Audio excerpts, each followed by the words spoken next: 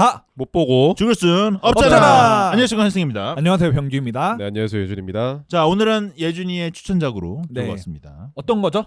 네, 로봇 드림입니다. 오, 로봇들이. 네. 지난번에 그 애니메이션을 추천해 주셨어가지고 네, 맞아요. 저도 애니메이션 하나 들고 왔거든요. 자, 일단은 기본적인 정보를 좀 말씀드리면, 일단은 파블로 베르헤르 감독님이 만드신 작품인 거고 대사가 거의 없습니다. 대사가 아예 없죠. 대사 인물이 말하는 대사는 없죠. 네. 없죠. 네. 그리고 이런 걸 무성 애니메이션 이런 네. 거 하나? 무성 이렇게 하죠. 뭐 물론 뭐 비슷한 노래가 네. 나오기 때문에 사실 옛날에 무성 영화 하면 정말 아예 아무 말 아무 말 없는. 그래서 요즘 영화제나 이런 데 가면은 음악가들이 직접 나와서 그때 상황에 맞는 음악을 이렇게 네. 해주고 이런 프로그램들이 있긴 있는데 이런 게 아예 무성의 애니메이션은 아니고 어쨌든 음악이라는 게 나오니까 그래서 대사가 거의 없는 무성 영화다 이렇게 애니메이션이다라고 말씀드리면 될 것 같고 이게 칸에도 올라간 작품이긴 합니다. 장편 애니메이션 상을 아마 받았을 거예요. 제가 알기로는 그렇게 알고 있고, 네, 엄청 이때 당시에 조금은 네, 회자가 됐던 영화이긴 한데 이 영화를 혹시 추천하시는 이유가 뭔가요? 일단은 뭔가 애니메이션을 추천해줬기 때문에 제가 이제 그 평점을 메모해 놓은 것 중에 가장 애니메이션 중에 높은 게 뭐가 있을까 하다가 지브리 쪽은 좀 뻔할 것 같아서 그래도 조금 그나마 덜 알려져 있는 로봇 드림을 가져와 봤습니다. 네. 자, 이게 제가 찾아보니까 2023년에 안시 국제 애니메이션 영화제 콩쿠르 작품상과 유럽 영화상 장편 애니메이션상을 받았다고 합니다. 그리고 96회 아카데미 장편 애니메이션 부분 후보에 노미네이트 후보 놈이구나. 후보에 올라갔다. 라고 이게 나옵니다. 사실 이 영화를 그냥 제가 그냥 말씀드리면 슬펐어요. 슬펐나요? 슬프죠. 저는 솔직히 말하면 이런 애니메이션류에 대한 호불호가 뭐 사실 재밌게 본 것도 있지만 뭐 그렇다고 엄청나게 뭐 불호 뭐 이런 것도 아니긴 하거든요. 네. 그냥 재밌으면 보고 마는 건데 그림체가 저는 오히려 조금은 둥글둥글하고 이러다 보니까 귀엽게 본 것 같아요. 좀 더 친숙하죠. 그죠? 뭔가 네. 조금 더 귀엽고 아기자기하고 뭔가 아기자기한다는 표현을 맞는지 모르겠는데 아기자기해요. 보시면은 전체적인 그 펜의 쓰임이라고 그 선을 표현하는 게 많이 둥글둥글한 느낌을 줍니다. 그래서 처음에 볼 때는 조금 유치한데 뭔가 애들 보는 이런 것 같은데 보다 보니까 너무 귀여운 거야 애들.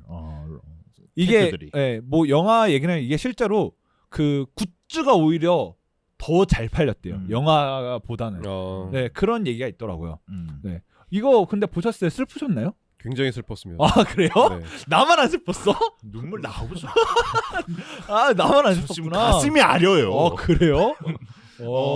이게 제가 좀 작품 설명 이런 거 보니까 우정과 외로움, 이별, 추억 그리고 관계를 떠나보내는 법을 따뜻하게 그리고 먹먹하게 표현하는 작품이라 하거든요. 지금 먹먹하게 해서 지금 예준이와 저랑 반응이 왔어요. 벌써 슬퍼요. 네. 근데 이 작품이 뭔가 그런 게 많아요. 로봇이 꿈에서 깨고 캐릭터가 꿈에서 깨고 뭐 이런 식의 좀 구성들이 있다 보니까 이게 희망을 보여줬다가 희망을 아니죠. 그러니까 희망을 보여줬다가 희망이 아니게 된 거지. 계속 그러니까 이상과 현실을 계속 보여주잖아요. 네. 근데 뭐 작품 얘기를 하니까 맨 마지막에도 똑같아요. 이상을 보여주지만 이상을 결국에 선택하지 않죠. 그런 게 조금 저한테는 더 다가왔던 것 같아요. 네.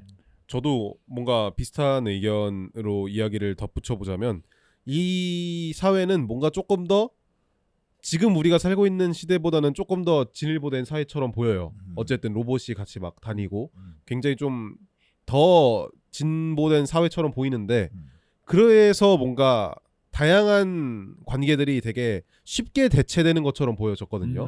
예를 들어서 로봇을 잃어버렸는데 결국에 못 가니까 그냥 새로 사잖아요. 아, 그렇죠. 네, 그런 것도 어쨌든 인류가 아니긴 하지만 어쨌든 이제 생명체가 발전을 하면서 점점 더 이제 쉽게 대체할 수 있는 사회로 뭔가 변화하고 있다라고 보여졌는데 그럼에도 마지막에 이제 뭔가 제외한 듯한 그 장면을 보면은 대체할 수 없는 무언가가 주는 그 감정이 있다가 가장 핵심적인 메시지라고 저는 생각을 합니다. 저도 저도 핵심이라고 생각하는 게 쉽게 데쳐지는 상황에서도 본질적인 부분은 그래도 남아 있다가 이 감독이 어찌됐든 주고 싶어하는 메시지가 아닐까 싶긴 해요.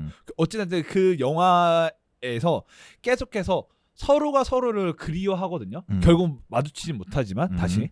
그런데 그 부분에 있어서 대체를 하는 사람을 데려왔음에도 불구하고 그 사람에 대한 그 대상에 대한 그리움은 계속 남아 있는 거죠. 그러니까 대체를 했음에도 불구하고 대체될 수 없는 그 부분이 확실히 존재한다. 그거를 제대로 보여주고 그러니까 그런 게 있다라는 걸 보여주고 싶은 게 감독의 의도가 아닐까라는 생각을 하긴 합니다. 서로를 좀 그리워하면서 각자의 삶을 살아가게 되는 거죠. 저는 그 생각도 했어요. 이 로봇이 이 캐릭터 이름도 없나? 없어요. 없나? 그럼 그냥 로봇과 개예요. 그 로봇이 한번 이 해머 던지기 맞나? 이거 뭐라지?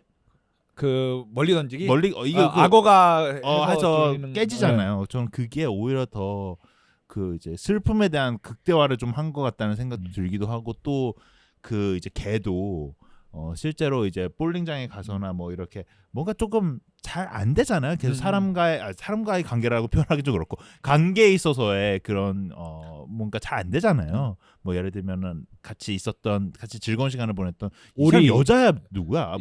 근데 이거 저도 맨 처음에는 그 오리를 여자라고 여성으로 조금 인식했는데 근데 다시 보니까 친구 같기도 하고 개의 행동이 오히려 그때 당시에는 더 여자 같기도 하고 오히려 다시 보니까 이 오리가 어떻게 보면은 조금 더 남자 같은 느낌도 있고 이게 그래서 이거를 정해주지 않아서 오히려 더 다양하게 해석이 가능한 게 이 영화의 또 매력인 것 같아요. 네, 그래서 저는 이제 얘기하고 싶었던 거는 결국 그 관계가 잘 이루어지지 않은 것들이 대부분 더 극대화를 통해서 좀 더 좋은 모습을 보여줬다 생각하는데 전 그거 되게 동물로 표현한 거 좀 좋은 것 같아요. 왜냐하면 이게 연인인 건지 아니면 가족 관계든지 아니면 친구 관계든지 뭐 가족 관계라는 표현은 그러니까 뭐 부모 자식이라든지 뭐 이런 거에 관계를 정립할 수 없는 거잖아요. 그래서 우리가 온전히 상상할 수 있게 그 상상의 나를 펼쳐지게 냅둬요. 그게 너무 좋은 것 같아요. 그래서 누가 봤을 때는 똑같은 장면을 보다가 저거는 우리가 옛날 연인의 과거 그랬었지 할 수도 있는 거고 뭐 부모 자식이 우리 둘이 어렸을 때 저랬었지 이렇게 할 수 있으니까 상상의 나래를 펼쳐나갈 수 있게 많은 도움을 줬던 것 같아요. 그렇기 때문에 저는 오히려 더 이 영화가 이런 애니메이션류들이 뭐 담아내는 표현들이라는 게 더 다양할 수도 있겠구나라는 생각이 들고 이게 어떻게 보면은 진짜 실제로 인간들이 나오는 영화보다도 더 풍부하게 표현을 하지 않았나라는 생각이 좀 들었어요. 네. 자, 이게 제가 보면서 슬프다고 얘기를 한 게 좀 그게 있는 것 같아요. 어느 장면에서 슬펐나요? 처음에 헤어지는 장면부터 해변에서 헤어지는 장면부터가 슬프죠. 제가 이 영화 애니메이션의 전체적인 구조가 보니까 희망을 주고 슬픔이 받아들여져요. 희망 슬픔이 왔다 갔다 계속 하거든요. 그러니까 계속 슬프기만 해. 사실 현실 세계에서 꿈속의 이야기들 말고 현실만 보잖아요. 이 영화 완전 새드 영화예요. 계속 슬퍼. 그렇죠. 현실만 봤을 때는 꿈인 때문에 내가 이거 잠깐 행복한 건가라는 생각하지 막상 현실은 다 슬픈 거야. 그렇죠. 이거 근데 이 영화가 시작부터 그런 영화긴 해요. 시작부터 주인공이 걔가 2인용짜리 게임을 혼자서 플레이해요. 그 정도로 이제 혼자 막 고립된 느낌과 어떻게 보면 좀 외로운 느낌도 보여주면서 옆 아파트에 있는 옆 건물에 있는 이제 부부라고 볼 수 있는 부부 연인 관계라고 볼 수 있는 동물을 보고 부럽다. 그러면서 TV에 광고하고 있는 로봇 팔 로봇을 보게 되죠. 그렇게 해서 이제 나도 내 옆에 누군가를 둬야겠다라는 생각이 로봇을 구매하는 것으로부터 시작되는데 저는 그 초반에 한 10분 20분 그 장면 빼고는 이 영화는 계속 슬픔으로 전개된다고 생각해요. 슬픔과 그리움 막 그런 걸로. 그렇죠. 그러면서 오히려 찰나의 순간을 좀 더 극대화할 수 있게 표현을 한 거죠. 어쨌든 계속해서 절망적인 상황이 다가오더라도 그때의 좋았던 기억을 계속해서 되살리면서 되짚어 보면서 그 시련을 극복한다는 것 자체가 그 인연이 줬던 그 가장 좋았던 순간을 조금 더 극적으로 살릴 수 있는 장치였다고 생각을 해요. 제가 요즘 철학책을 읽어요. 뭔 책을 읽어요? 제가 요즘 철학에 대해 이제 나이가 30이 되니까 그래서 철학가처럼 입은 거예요? 철학에 대해서 이거 불교 복장인데 이거.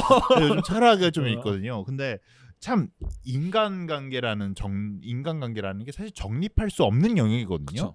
근데 이 사회를 살아가다 보면 정립이라는 걸 굉장히 많이 해요. 뭐 결혼이란 제도라든지 아니면 뭐 누구 연인 뭐 특히 좀 더 딥하게 가면 제가 최근에 빠진 게 이거는 또 말하면 좀 논란이 될 수는 있긴 있는데 그 불륜이 과연 사랑일까 아닐까라는 그 MBC에서 그 유튜브에 나왔던 그 사랑에 관련된 얘기가 있어요. 근데 그걸 보면 그 5명의 패널 중에 4명의 학자분들이 뭐 불륜도 사랑해 뭐 이런 식의 얘기를 하는 경우가 있어요. 불륜도 사랑이죠. 그런 수준이 아니라 되게 폭이 넓어요. 뭐 일부 다처제도 사랑해 뭐 이런 식으로. 다 사랑이지. 근데 그러니까 근데 이제 거기에 이혼 전문 변호사 되게 유명하신 이호숙녀 캠프에 나오시는 그 변호사님이 너무 웃겨요. 근데 거기서 이렇게 얘기하는 거 막 이런 것도 하면서 뭔가 인간관계와 정립, 뭔가 이거 사랑에 대한 정립 이런 게 사실 인간 세상에서 좀 편하게 하려고 정립을 해놓는 거지. 그쵸. 사실 막상 정립을 할 수 없는 영역이다라는 생각 굉장히 많이 하는데 이 영화를 보면서도 그런 생각이 좀 들었어요. 뭔가 이 감독이 결국 얘기하고 싶었던 게 연인과의 사랑도 아닌 것도 아닌 거고 친구와의 사랑의 관계 이런 것도 아닌 거고 되게 다양하게 해석할 수 있는 거잖아요. 그러니까 뭔가 그러니까 관계에 대한 정립을 좀 더 열어놓고 영화를 만드신 거 아닌가라는 생각을 좀 하게 됐거든요. 그래서 좀 최근에 보니까 더 와닿는 것 같더라고요. 예. 뭔가 뭐 외로움도 있을 수도 있고 이별도 있고 추락도 있고 한데 이게 꼭 연인뿐만 아니라 친구일 수도 있고 가족일 수도 있는 거고 굉장히 좋았습니다. 영화가 애니메이션이. 저는 로봇이 완전 순애로 나오잖아요. 강아지는 어떻게 보면 좀 더 쉽게 다른 인연을 찾아 나섰는데 그 부분에 대해서도 처음에 봤을 때는 강아지가 좀 이해가 안 됐어요. 그냥 같이 해변에서 기다리면 되는데 왜 이런 선택을 했을까라고 뭔가 느꼈던 것 같은데 처음에는 뭔가 나중에 가면서 한 번 더 영화를 보게 되니까 그렇게 흘러가는 인연도 있긴 하겠구나라는 거를 뭔가 계속해서 뭔가 생각을 하게 됐던 것 같아요. 그렇죠. 이게 모든 관계가 쌍방이 50대 50으로 딱 이게 저울이 딱 맞아 떨어지지 않는다고 생각해요. 이거를 어느 정도 좀 그러니까 그런 식으로 보여주려고 감독이 의도한 게 아닐까라고 생각하긴 하거든요. 로봇은 50을 계속해서 균형을 맞춰주고 있지만 뭐 강아지 입장에서는 얘는 어찌됐든 그러니까 구매한 사람의 입장이잖아요. 어찌됐든 간에 그렇기 때문에 충분히 대체할 수 있는 게 있다라는 거를 갖고 있는 이제 사람이기 때문에 그래서 좀 더 이 무게 저울질이 걔가 좀 더 낮았지 않았을까라는 생각은 하죠. 그 로봇이 지금 순애 얘기를 했잖아요. 그래서 제가 지금 딱 들었던 생각이 뭐냐면 강아지와 사실 우리가 뭔가의 이렇게 연인 관계나 이런 걸 얘기하면 특히 뭐 연애 상담 이런 거 하면 상대방이 잘못했어.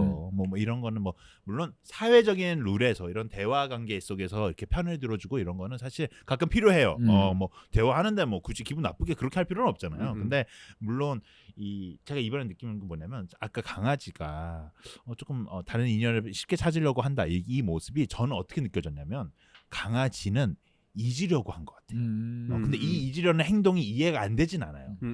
왜냐하면 해보려고는 했잖아. 뭐 끌고 가보려고 했고 119에 전화도 해보려고 했고 그날 이제 해변 닫아가지고 뭐라도 해보려고 했잖아. 다음날 일어나고 뭐 택시까지 타가지고 오션에 가서 근데 안 된 거잖아. 근데 이런 거 봤을 때는 강아지가 쉽게 인연을 찾아 떠나는 게 뭔가 제가 처음에 그냥 예준이가 얘기한 걸 들었을 때 그럼 강아지가 좀 나쁜 애인가? 막 이런 생각을 했었는데 그건 아닌 것 같아. 뭔가 강아지도 안 되니까 다른 인연을 한번 찾아볼까? 뭐 이거를 좀 기다려 보다가도 안 되니까 인연을 찾아보자. 그래서 다른 동물들을 만나보고 뭐 아까 오리도 만나보고 안 되니까 이제 로봇도 다시 구매를 하게 되는 그런 게 있는데 이거는 관계에 따라 좀 달라지는 것 같아요. 상황에 따라. 난 로봇이 처음에 강아지를 봤을 때 배신감도 늘었을 수 있다 생각해. 근데 정말 순해잖아. 그래서 보고 좋아하잖아.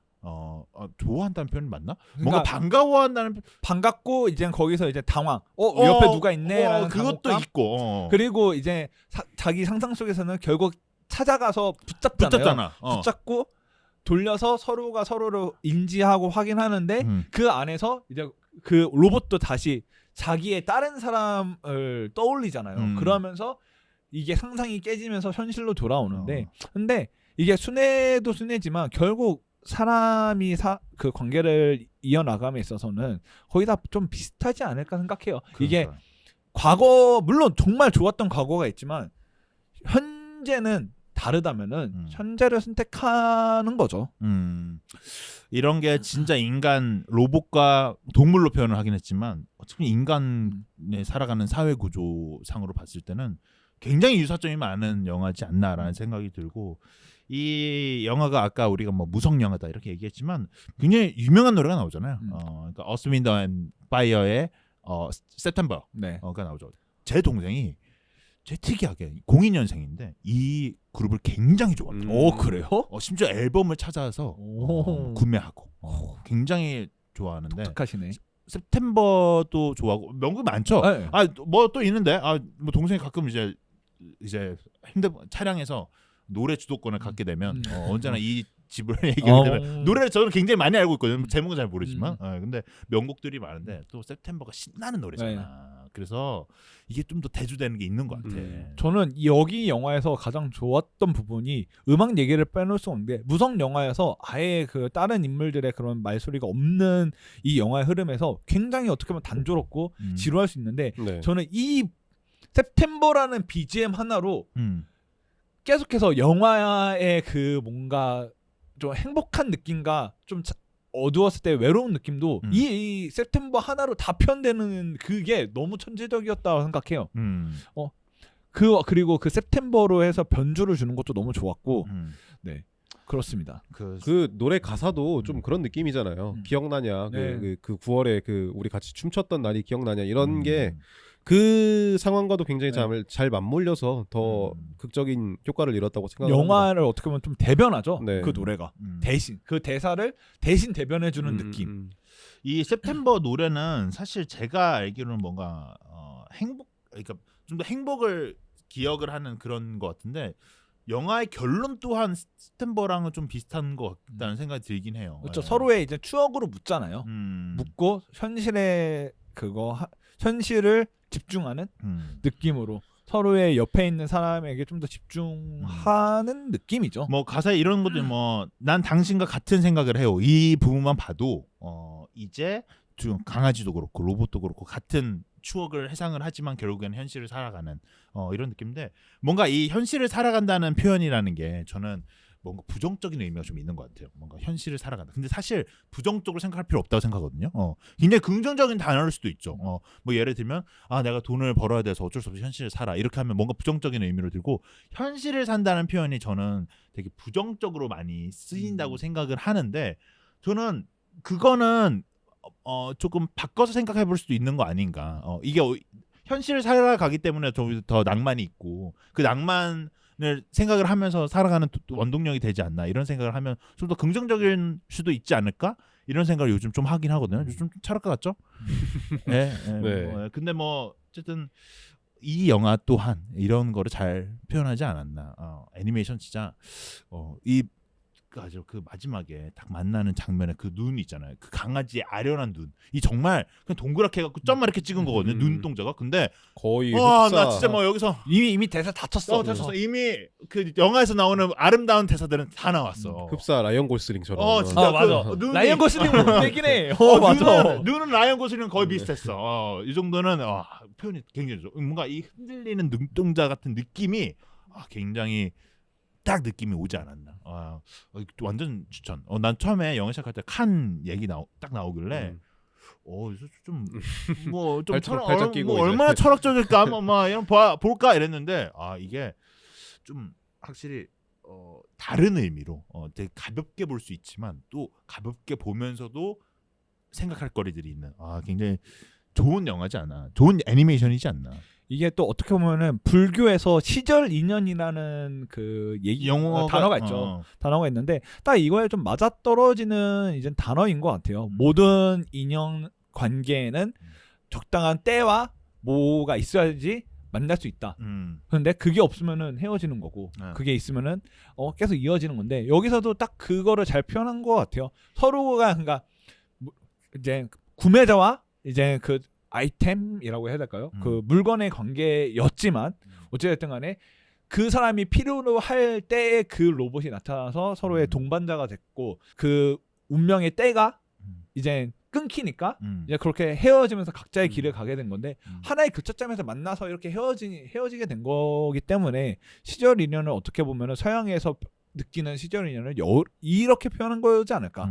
네. 그 강아지와 그 로봇이 무정이든 아니면 뭐 사랑을 나눴던 간에 했는데 이 서로의 좀 로봇도 외로움은 있었다 봐요. 뭐 예를 들면 몰랐던 세상을 좀 알게 되면서 좀 더 사랑을 느꼈고 우정을 좀 느꼈고 강아지 또한 외로움을 느끼다가 이 새로운 외로움을 느끼다가 이제 로봇을 만나서 우정이든 아니면 사랑이 됐든 간에 이렇게 만나게 되잖아요. 그러니까 이 관계 속에서의 정말 진정한 뭐 어떻게 보면 인생을 살아가는데 원동력이 되실 수 있죠. 근데 결국에 이 둘의 관계가 실패로 끝났다는 표현이 맞을지 모르겠지만 뭔가 실패로 끝났음에도 불구하고 뭔가 이 관계는 되게 서로 소중한 존재일 수밖에 없다는 생각이 들긴 해요. 네. 이거 봤을 때 영화를 봤을 때 이 둘의 관계가 거의 뭐에 비슷하다라고 생각했어요. 저는 솔직히 말하면 사랑 같은데 연인 같은데. 저도 연인에 가깝다고 생각을 해요. 저도 맨 처음엔 연인이었거든요. 근데 두 번째 보니까 저는 부모 자식 관계가 좀 더 왜 더 다가오지라는 느낌이 들긴 진짜? 하더라고요. 왜냐면 난 계속 부모 아까 얘기할 때도 부모 얘기를 하긴 했지만 부모가 조금 떨어진다고 봤거든. 왜냐면 난 친구들끼리도 시절 인연이라는 게 존재한다 생각하거든요. 네, 그렇죠. 저 이제 3자 달고 제 친구 이사를 멀리 가는데 그 친구 되게 친하거든요. 근데 좀 멀어진 느낌이 있어. 근데 이게 전 요즘 좀 자연스럽게 받아들이려고 준비를 한다는 표현을 그렇고 조금 이제 그게 돼요. 친구랑 DM을 할 때도 뭔가 반갑다는 표현보다도 엄청 친한 사이거든요. 근데 뭔가 좀 어색함이 흐르는 그런 느낌? 이 친구랑 이제 조금 기존에 멀리 이사를 가다 보니까 일산으로 가다 보니까 뭐 이렇게 동네에서 만나고 이럴 일이 없으니까 뭔가 그런 게 좀 느껴지는 경우도 있고 특히 뭐 여자친구들 같은 경우는 결혼 일찍 하거나 아니면 남자애들도 결혼 일찍 하거나 이러면은 좀 저는 이제 미혼이다 보니 이렇게 뭔가 멀어지는 느낌이 있더라고요. 그쵸. 뭐 특히 뭐 예를 들면 여자 친구들 같은 경우 출산을 또 앞두고 있는 친구도 있고 아니 출산한 친구도 있고 그러면 괴리감이라는 표현보다는 좀 더 거리감이 네. 굉장히 느끼죠. 일단 나는 나 하나도 간수를 못 하는데 쟤는 둘이나 자기와 함께 아기도 이렇게 한다는 거로 보면 조금 그런 생각도 들긴 한데 저는 오히려 그래서 로봇과 강아지의 관계가 부모 자식 간의 관계일 수도 있을까라는 생각을 좀 해보긴 했어요. 저는 근데 이게 왜 그렇게 궁금해. 다가왔냐면은 이제 처음 만나는 장면에서 이제 강아지가 자기의 세계를 보여주잖아요.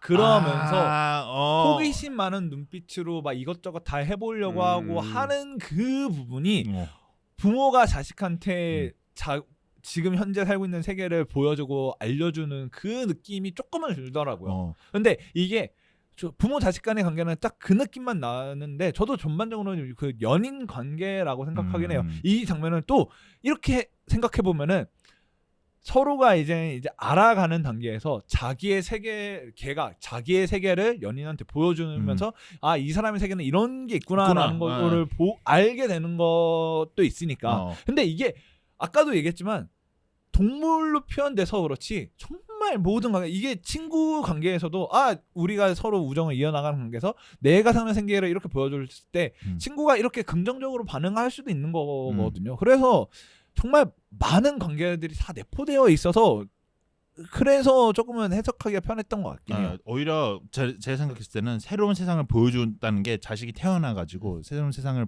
보는 이런 것도 있을 수 있고 감동 모먼트를 좀 깨고 싶진 않은데 그냥 이제 형이 얘기해서 그냥 하는 이건데 저는 갑자기 웃기게 그냥 어떤 생각이 들었냐면 자식이 관계 맞아. 부모와 자식이야. 근데 부모가 이혼하고 다른 남자를 만나. 그래서 뭔가 이 행복해 보이는 자식이 이렇게 자식이 이제 큰 거지. 그 모습을 보고 자식이 엄마의 행복을 지켜줘야겠다 이런 생각을 하고 아니 그렇게 아니 왜 그렇게 생각할 수도 있지. 너무 아니 감동 모먼트에 갑자기 아니, 이혼한 부모라 얘기하니까 아니 이거는 영화 감독이 너희들이 마음껏 알아서 놀아봐라고 말 놀이터를 던져준 거기 때문에 한정적으로 제공해 준 거에서 우리가 어떤 상상의 나라를 펼치든 간에 그거는 우리의 자유고 그래서 저는 오히려 이렇게 자유롭게 냅둬 버리니까 오히려 이 영화가 자유로워서 저는 좋았어요. 어떤 상상을 해도 정해놓은 거 없으니까 알아서 네가 상상했을 때 내 상상이 다 맞게 되는 거잖아요. 그래서 이거는 정말 모든 그 장면들이 다 너무 좋았고, 그리고 저는 여기서 또 좋았던 거는 눈 내린 다음에 로봇이 그 스크린 밑을 파고 떨어지는 장면이 있어요. 그러면서 그죠, 자기가 그 오즈의 마법사 세계로 돌리는 장면이 있거든요. 저는 그 부분도 위트 있었다고 생각해요. 그 부분이 좀 너무 재밌게 다가왔어요. 뭐 어쨌든 이 영화는 보면 한 번쯤은 진짜 추천해서 볼만한 작품인 것 같고, 이런 게 되게 깊이가 있고 막 정말 예술성이 있고 이러진 않은데 뭔가 생각할 거를 줬다는 거, 이런 것들은 굉장히 대단한 작품이라고 생각하거든요. 저는 이거 꼭 추천. 이건 꼭 봐라. 뭐 우리가 추천 영화작에서는 점수를 매기진 않으니까. 한데 만약에 개인 평점 매기죠. 근데 저희 개인의 평점 매기죠. 팀 평점은 안 매기고 평점 매기고 그러면 이제 마치도록 하겠습니다. 네. 5점? 야이 양반아, 야이 양반 아까 오디세이 4점인가 4.5 주고 이건 대작이다, 이거 이상 나올 수 없어 이래놓고서 이 양반이 진짜. 근데 이거 어떻게 줘야 되냐? 예준이 먼저 주세요. 예준이 저 4.5입니다. 4.5예요? 네. 저는 이거 4점짜리 영화예요. 저는 4.5로 할게요. 4.5. 네. 영화 괜찮더라고. 아니 영화 별로 기대 없이 보다가 괜찮은 것 같더라고. 맞아. 이게 그리고 아까도 얘기하긴 했는데 감이 별로 안 들죠, 사실. 기대치라는 게 중요한 것 같긴 해요. 저도 이 영화를 그냥 로봇드림이라는 이런 영화가 재밌대. 그래서 그래 재밌나 보다 하고 그때 한번 봤는데 무성 영화라는 것도 모르고 봤는데 무성 영화임에도 불구하고 전혀 집중하는 데 있어서 그리고 몰입하는 데 있어서 부담스러운 장면이 없었어요. 그리고 감동도 주니까. 그렇습니다. 로봇드림 이거 제가 오랜만에 찾은 좀 숨겨진 명작이잖아요. 뭐 사실 숨겨진 명작을 하기에도 사실 유명한 작품일 텐데 제가 잘 몰랐어가지고. 근데 예준이 영화인데 예준이 얘기를 많이 못 들어온 거야. 우리 둘만 더 들었어. 너무 잘 봤어 지금. 아니 예준이가 왜 이거를 좋아하고 어떤 장면이 좋았는지를 좀 더 들었어야 되는데. 왜냐면 저희가 타임 리밋이 좀 있거든요. 네. 지금. 그래가지고. 그래서 그렇긴 한데. 하나만 할까요 그럼? 네. 뭐 하나만 하면은 저는 그 센티멘탈 밸류라고 하는 그게 있잖아요. 그쵸. 그게 그 세템버로 표현된 게 너무 좋았어요. 어쨌든 뭔가 그 둘만이 가지고 있는 그 센티멘탈 밸류가 있을 텐데 그거를 그런 식으로 표현을 했다는 부분이 정말 좋았던 것 같아요. 저도 어쨌든 어떤 사람과의 관계에 있어서 둘만이 알고 있는 어떤 무언가가 있을 거라고 분명히 생각을 해요. 모든 인연의 관계에 있어서. 근데 그거를 그런 식으로 표현했다는 게 굉장히 좋았어요. 참 그리고 이게 저는 요즘 그냥 딱 느끼는 건데 뭔가 이 정립을 한다는 게 사실 뭐 사회 구조상 효율성이라는 건 있을 수 있는데 좀 그렇다고 그게 다 정립을 해서 이렇게 표현하는 거는 좋지 않다 생각하거든요. 비율적인 게 있어야죠. 네. 그래서 이 영화가 그런 것도 조금 보여주지 않나. 그래서 비효율적이어서 낭만이 비효율적이라는 말이 나오잖아요. 그걸 낭비하는 시간이라고 하니까. 근데 그런 게 요새는 많이 필요한 것 같아요. 그래서 이 영화에서는 그런 부분도 좀 보여주는 것 같아요. 낭만이 어떤 것인지를 좀 보여주는 영화라고 생각합니다. 근데 현실도 좀 보여줘서 되게 특이한 그런 영화입니다. 네. 로봇드림 강추합니다. 네, 강추. 완전 강추. 완전 강추. 개추.